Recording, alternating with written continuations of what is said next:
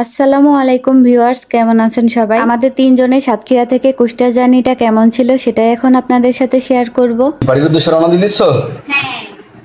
চলো চলো। খুশি কই? ও খুশি, ময়না খুশি। ও কি সুন্দর।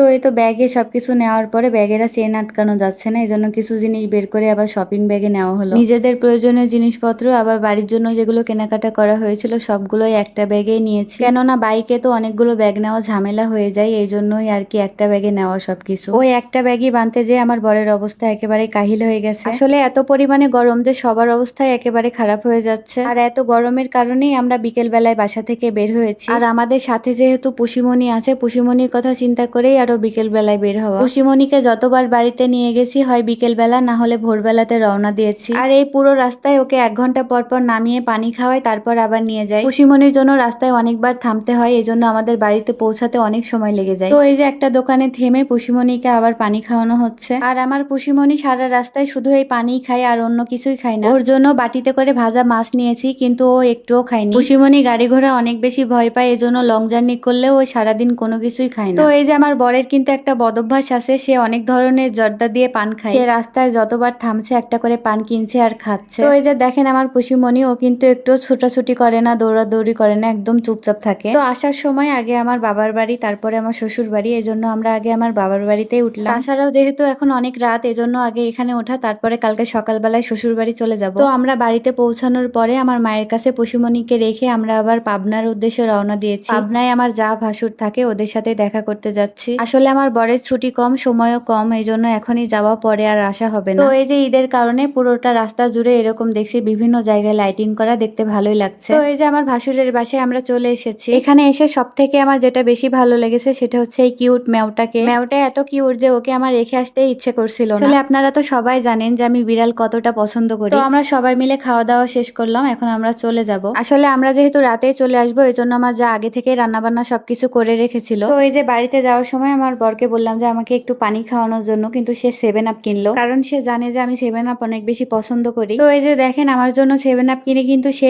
আগে খেয়ে নিচ্ছে। তো যাই হোক, সে একটু খাওয়ার পরে আমাকে পুরোটাই দিয়ে দিল। তো এই যে আমরা পাবনা থেকে ভেড়ামারার উদ্দেশ্যে আবার রওনা দিলাম। তো এই যে এখন আমরা রূপপুর পারমাণবিক বিদ্যুৎ কেন্দ্রের সামনে দিয়ে যাচ্ছি। যেহেতু এখন অনেক রাত, তাই ভিউটা ভালো আসছে না। বিকেল টাইমে আসতে পারলে ভিউটা অনেক সুন্দর আসতো। তো যেহেতু আমাদের এদিকে আর আসা হবে না, তাই এখনই একটু ভিডিও করে নিলাম। অল্প সময় হাতে নিয়ে আসলেও সব জায়গায় ঘোরা সম্ভব হয় না, কিন্তু যেহেতু অনেকদিন পরে বাড়িতে আসছি, তাই ইচ্ছা আছে সবার সাথে দেখা করব, সব জায়গায় ঘুরবো। তো যাই হোক, আমরা কিছুক্ষণের মধ্যে যে লালন শাহ সেতুতে চলে আসলাম। আর লালন শাহ সেতু পেলেই মনের মধ্যে একটা শান্তি কাজ করে, মনে হয় যেন বাড়ির কাছাকাছি চলে এসেছি। তো এই যে সেতুর উপরে থেমে আমরা দুজন কিছু ছবি উঠালাম, ভিডিও করলাম। আর এইদিকে আমার বরের ফোনে কল এসেছে, সে তো গল্প করতে শুরু করে দিয়েছে। আসলে বাড়িতে আসছি এটা শুনলে সবাই কল দেয়, সবাই বলে আমাদের বাড়িতে আসো, আমার সাথে দেখা করো। তো অনেকদিন পর পরে বাড়িতে আসা হয়, কারোর সাথে সেরকম দেখা হয় না। আর যারা অনেক কাছের মানুষ, যারা আমাদেরকে অনেক বেশি ভালোবাসে, তারা এভাবে ডাকবে, কল দিবে, এটাই তো স্বাভাবিক। তো এই যে ভিডিও করতে করতে আমার বর এমন কাণ্ড কারখানা করছে যে আমার হাসতে হাসতে পেট ব্যথা হয়ে গেছে। তো যাই হোক, আমরা এখানে অনেক সময় কাটালাম। একটু পর পর আমার আম্মু কল দিচ্ছে, এখন বাড়িতে চলে যাব। তো দেখেন সেতুর রাতের বেলার ভিউটা কিন্তু একেবারে খারাপ লাগছে না, আমার কাছে তো ভালোই লাগছে। এখন কিন্তু অনেক রাত, এখন প্রায় রাত 2টা বাজে। আমাদের বাড়ির কেউ এখনো ঘুমায় নাই, আমাদের জন্য অপেক্ষা করছে। আর আমার বর এদিকে বলছে যে শ্বশুর বাড়িতে খালি হাতে কিভাবে যাবে, কিছু তো কিনতে হবে। তো এই যে বাজারে থেমে কিছু আপেল আর কিছু আম নিয়ে নিল। আর আমি যেহেতু লাল আঙুর অনেক বেশি পছন্দ করি, তাই সে লাল আঙুরও নিয়েছে। তো এই ছিল আমাদের সাতক্ষীরা থেকে কুষ্টিয়া জার্নি। সবাই সুস্থ থাকবেন, ভালো থাকবেন, আল্লাহ হাফেজ।